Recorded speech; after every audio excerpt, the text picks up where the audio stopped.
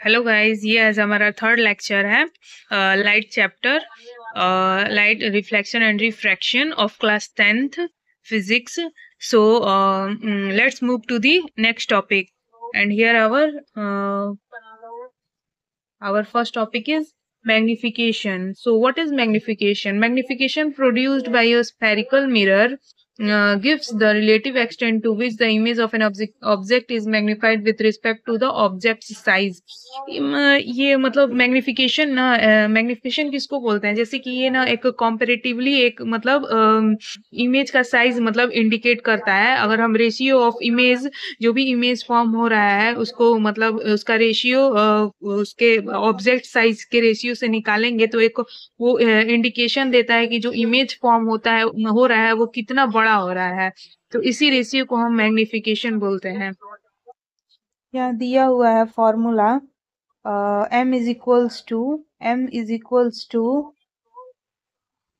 size of image या by size of object. तो यहाँ रेशियो है इमेज का ऑब्जेक्ट से, ऑब्जेक्ट के साइज से, जिसको हम लोग इमेज के साइज को हम लोग v से डिनोट करते हैं और ऑब्जेक्ट के साइज को u से.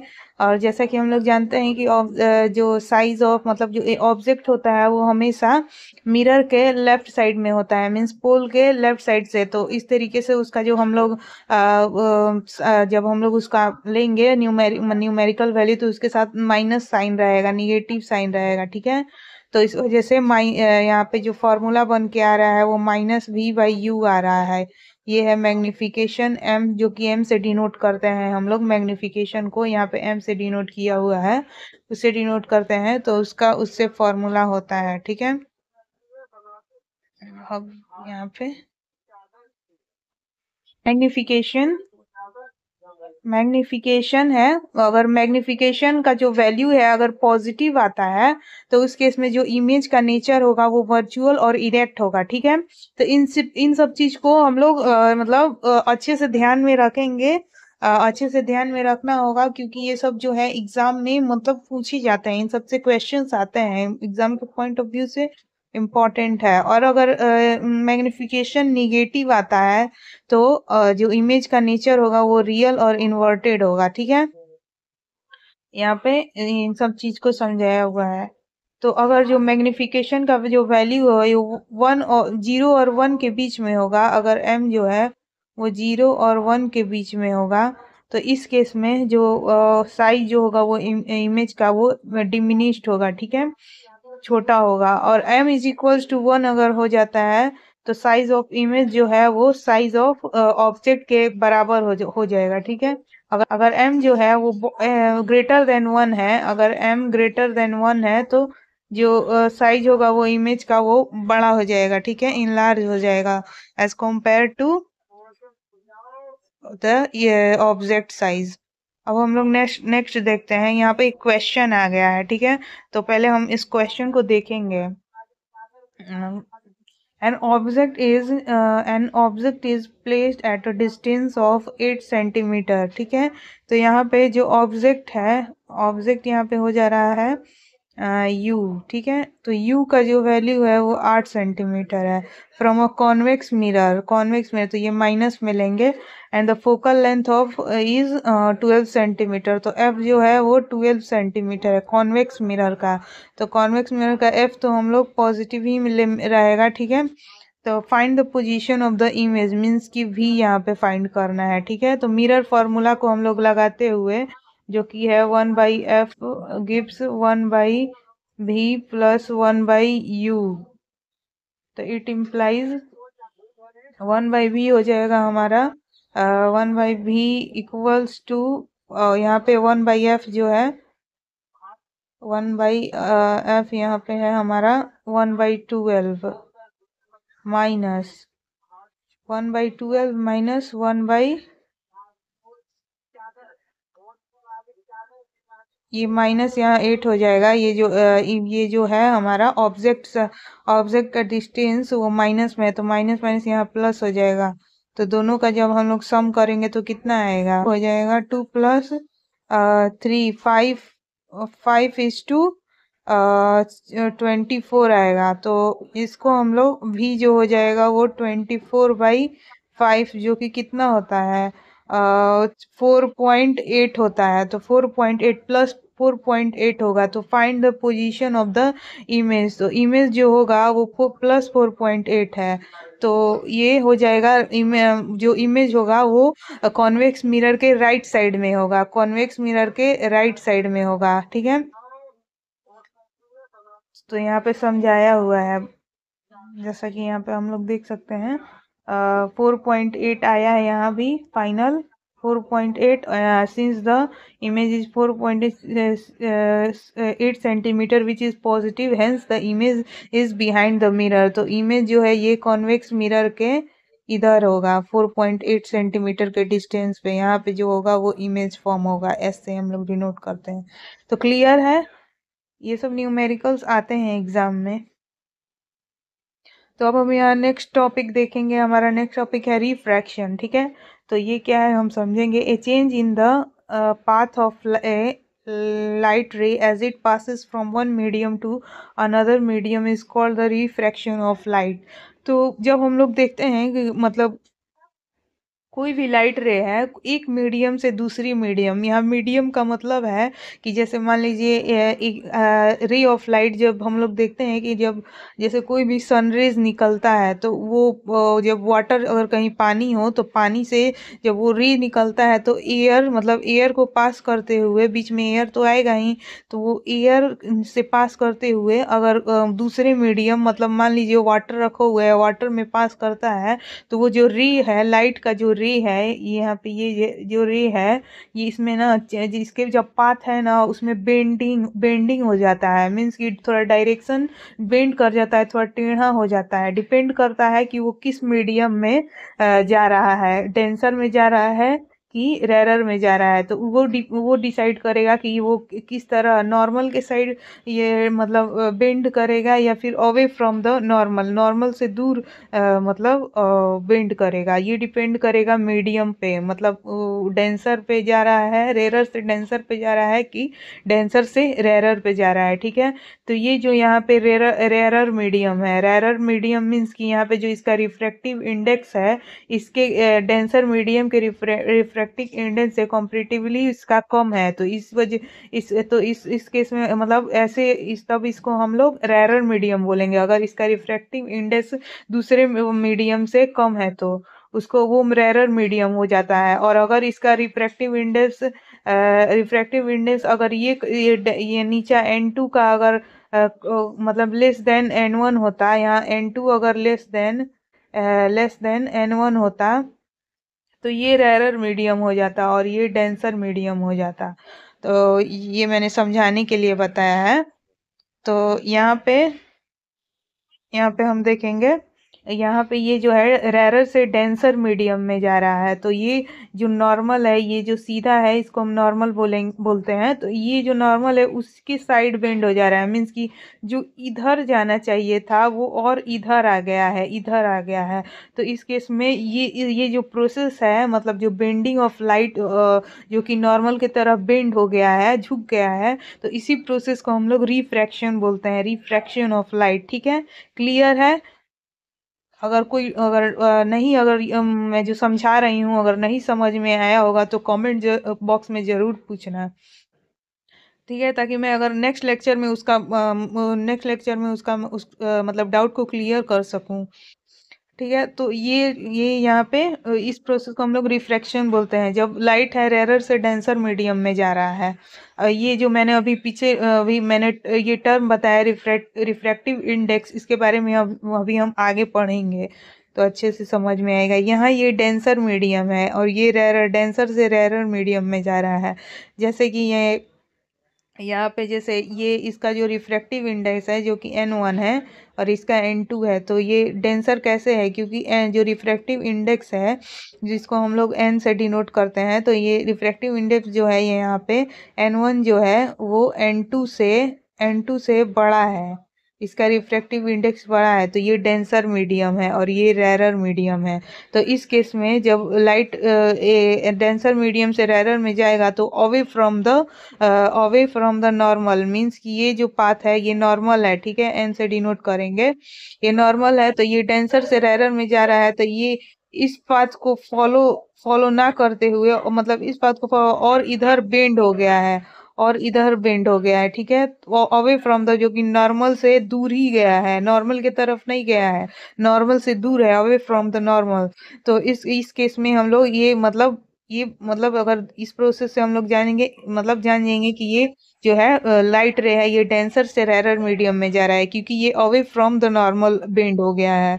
तो ये मतलब ये जो है ये कॉन्सेप्ट है जानने का कि जो मीडियम है वो किस मीडियम से किस मीडियम में जा रहा है। तो यहाँ पे क्या बोल रहा है, light rays undergo refraction by bending toward the normal when they transit from a rarer to और डेंसर मीडियम। ये यही बोल रहा है कि जब लाइट रेरर से डेंसर मीडियम में जाता है तो वो नॉर्मल की तरफ बेंड हो जाता है। ये जो है यहाँ पे नॉर्मल की तरफ बेंड हो गया है, ठीक है, जबकि इसका रियल पाथ ये है, ठीक है, और ये इधर नॉर्मल की तरफ बेंड हो गया है तो ये दिखाता है कि लाइट जो है वो रेरर से डेंसर मीडियम में गया है। ठीक वैसे ही light rays refract by bending away from the normal when there when they transit from a denser medium to a rarer one। तो वही बोल रहा है कि जब डेंसर से रेरर में जाता है तो ये away from the normal bend कर जाता है, मीन्स नॉर्मल की तरफ ना होके और नॉर्मल से दूर। तो ऐसे हम लोग पता करते हैं कि लाइट जो है वो कैसे मीडियम से किस मीडियम में जा रहा है। यहाँ पे लॉज ऑफ नेक्स्ट टॉपिक है लॉज ऑफ रिफ्रैक्शन। तो पहला देखेंगे the incident ray the reflected ray. ये रिफ्लेक्टेड नहीं होगा, ये रॉन्ग है, रिफ्रैक्टेड होगा, रिफ्रैक्टेड यहाँ पे, ठीक है। The incident ray the refracted रे and the normal to the surface of separation of two media the same point of incidence at the same point of incident all lie in the same plane। ये बोला है कि जो normal रे है यहाँ पे देखिए ये जो है ये नॉर्मल रे है और ये नॉर्मल रे है, मैं ऐसे दिखाती हूँ। ये नॉर्मल रे है, ये इंसिडेंट रे है, ये रिफ्रैक्टेड रे है, ये जितने भी ये तीनों रे है ये सब एक ही प्लेन में मतलब एक्स सी वाई प्लेन में लाई करते हैं, ठीक है। तो ये हो गया हमारा फर्स्ट लॉ ऑफ रिफ्रैक्शन, ठीक है। अब सेकंड लॉ है, सेकंड लॉ में ये स्नेल्स लॉ आ रहा है, ये भी एग्जाम के पॉइंट ऑफ व्यू से इम्पोर्टेंट है, ठीक है। So the ratio of sine of angle of incidence to the sine of angle of refraction for a light of a given color is constant for a given pair of medium। जैसे एक pair है medium का, जैसे कि denser या rarer या denser, तो इसका ये बोलता है ना कि the sine of angle of incidence, जो एंगल ऑफ इंसिडेंस है, और या फिर the sine of angle of ratio जो है sine of angle of incidence sine of angle of refraction का, ये मतलब कोई भी एक गिवन कलर होगा उससे गिवन कलर का जो लाइट होगा उसका ये कांस्टेंट वैल्यू देगा, यही बोलता है स्नेल्स लॉ, ठीक है। जैसे कि यहाँ पे मैं बताती हूँ डायग्राम से, यहाँ पे जो ये एंगल ऑफ ये इंसिडेंस है, ये एंगल ऑफ रिफ्रैक्शन है, तो स्नेल्स लॉ बोलता है for a given pair of media, Snell's law बोलता है कि ये जो है ये साइन इस एंगल का, अगर मान लीजिए ये हो गया 60 डिग्री और ये है मान लीजिए 30 डिग्री, ठीक है, तो इसका जो साइन होगा sine of incident ray by sine of refracted ray, ये हमेशा जो होगा कांस्टेंट होगा, ठीक है। ये बोलता है स्नेल्स लॉ जो कि सेकेंड लॉ ऑफ रिफ्रैक्शन है, ठीक है, ये इम्पोर्टेंट है। तो यहाँ पे साइन 60 मान लीजिए हो जाए हो साइन 60 मान लीजिए होगा √3/2 और ये साइन 30 हो जाएगा 1/2, तो इन दोनों कट जाएगा तो कितना हो जाएगा √3। ये कि ये कांस्टेंट है तो ये स्नेल्स लॉ बोलता है, ठीक है। यहाँ पे u इसको जो हम लोग ये जो u है इसको हम लोग जो कांस्टेंट है उसको हम लोग u से यहाँ पे डिनोट करेंगे। इसको हम लोग रिफ्रैक्टिव इंडेक्स बोलते हैं, उसको हम लोग इससे डिनोट करते हैं, ठीक है। अब हम लोग ये स्नेल्स लॉ है, ठीक है, इसको अच्छे से रिवाइज कीजिएगा। स्नेल्स लॉ, रिफ्रैक्शन, ये सब इम्पोर्टेंट टॉपिक है एग्जाम के पॉइंट ऑफ व्यू से। Refraction through a rectangular glass slab, ठीक है। रेक्टेंगुलर जो कोई ये ग्लास है, ग्लास स्लैब, उसके थ्रू रिफ्रैक्शन कैसे होता है ये हम लोग देखेंगे, ठीक है। तो यहाँ पहले ये एक लाइट रे आ रहा है, ठीक है, ये नॉर्मल है, ठीक है।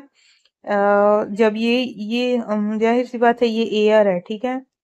इसका जो रिफ्रैक्टिव इंडेक्स होगा ग्लास के रिफ्रैक्टिव इंडेक्स से कम होगा, ठीक है। ये मान लीजिए U1 जो होगा वो U2 से कम होगा, ठीक है। तो इस केस में जो ये है और ये एंगल ऑफ जो मतलब रिफ्रैक्टेड रे है वो नॉर्मल की तरह बेंड कर जाएगा, ठीक है। तो फिर ये यहाँ फिर मतलब डबल रिफ्रैक्शन होगा। फिर जब यहाँ से ये रेरर मीडियम से डेंसर मीडियम, सॉरी, ये डेंसर मीडियम से जब रेरर मीडियम में आ रहा है, यहाँ तो ये रेरर था, रेरर से डेंसर में आया जब तो नॉर्मल की तरफ बेंड हुआ। तो फिर जब डेंसर से रेरर में आ रहा है तो to away from the normal bend हो जा रहा है, ठीक है, sorry, away from the normal bend हो जा रहा है। तो यहाँ पे डबल रिफ्रैक्शन हो गया। ये है रेक्टेंगुलर ग्लास स्लैब, ठीक है।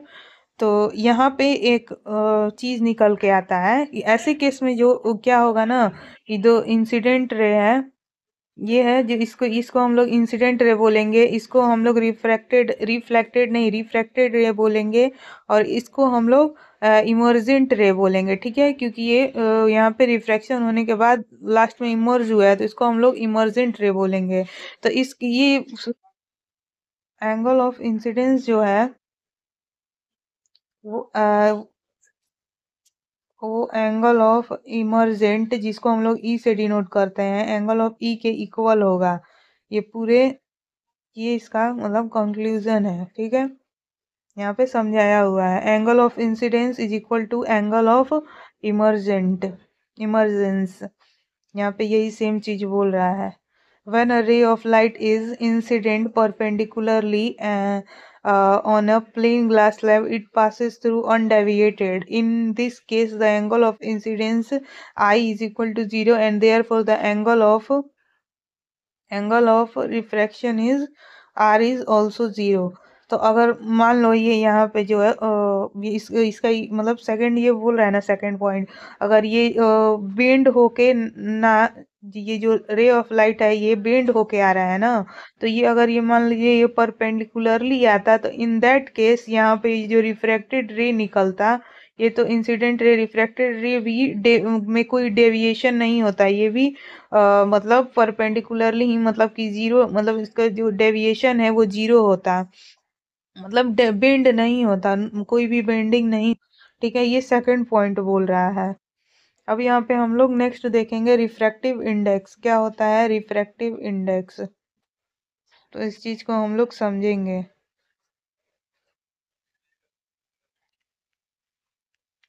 नेक्स्ट पॉइंट है refractive index. The refractive index measures how light changes direction when it moves from air to another material. It shows how fast or slow light travel and bend in different substances, helping us understand its behavior.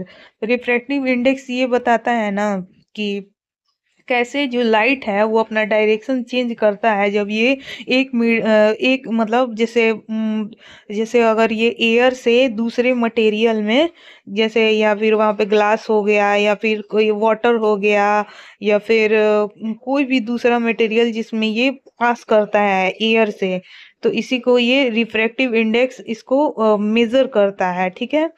तो it shows how fast और slow light travel when, तो ये दिखाता है कि कितना तेज या कितना स्लो कोई भी जो लाइट है, रे ऑफ लाइट रे है वो ट्रैवल करता है या बेंड करता है दूसरे दूसरे सब्सटेंस में। जैसे कि यहाँ सब्सटेंस का मतलब हो गया जैसे दूसरे मीडियम में, जैसे ग्लास हो गया या फिर एयर से तो ज़्यादा ही है, पानी हो गया या फिर कोई भी दूसरा मीडियम हो गया, तो उस केस में ये कैसे मतलब कितना बेंड कर रहा है और या फिर मतलब किस स्पीड से जा रहा है, फास्ट जा रहा है कि स्लो जा रहा है, ये दिखाता है रिफ्रैक्टिव इंडेक्स। इस तरीके से ये हमें हेल्प करता है ये लाइट का जो बिहेवियर है उसको समझने में। तो यहाँ रिफ्रैक्टिव इंडेक्स जो है वो हम लोग कैसे निकालते हैं एक मीडियम का दूसरे मीडियम के रिस्पेक्ट में। तो speed of light in medium one, अगर हम लोग को टू टू का निकालना है वन के रिस्पेक्ट में, तो जो वन है मीडियम वन है उसका जो स्पीड ऑफ लाइट है वो ऊपर रखेंगे, और जो मीडियम टू है जिसके रिस्पेक्ट में निकालना है उसको हम लोग नीचे रखेंगे। तो ये हम लोग को देता है refractive index of medium two with respect to the medium one, जिसको हम लोग ऐसे ऐसे डिनोट करते हैं। अगर टू का निकालना है तो पहले टू का रखेंगे, अगर वन के रिस्पेक्ट निकालना है तो वन को बाद में रखेंगे। तो इस तरीके से स्पीड ऑफ मीडियम वन ऊपर रहेगा, स्पीड ऑफ मीडियम टू नीचे रहेगा जिसके रिस्पेक्ट में निकालना है।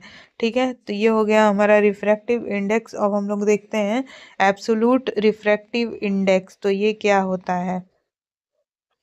तो absolute refractive index is the refractive index of a substance compared to a vacuum where the first medium is free space or a vacuum।